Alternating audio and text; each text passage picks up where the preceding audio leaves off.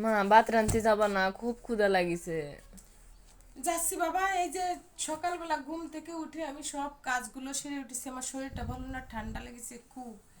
এখন তুমি তো প্রাইভেটে গেছো, আইসে দেখি যে সব কিছু এলোমেলো, এই সব কিছু গোছ গাছ করে আমি যে রান্না করতে যাচ্ছি। তুমি রাগ করে না বাবা, দেখো তোমার ময়না বাড়ি থাকে না, তোমার বাবা বাড়িতে থাকে না, সব কিছু তোমার আর আমার দেখাশোনা করা লাগে। আমি ঘুম থেকে উঠে অনেক কাজ করেছি, শরীরটা ভালো না, আজকে পূজা, তারপর আমার সব কিছু করছি সংসারের কাজ। সবাই যদি এক জায়গায় থাকা হয় তাহলে কাজটা একটু কম হয়, নিজের দখলটা একটু কম হয়। এখন কেউ বাড়িতে নেই, তুমি মন খারাপ করো না, আমি এক্ষুনি ভাত রান্না করতে এসেছি বাবা। ভাত সব কিছু গোছগাছ করে কি রান্না করবো শোনা?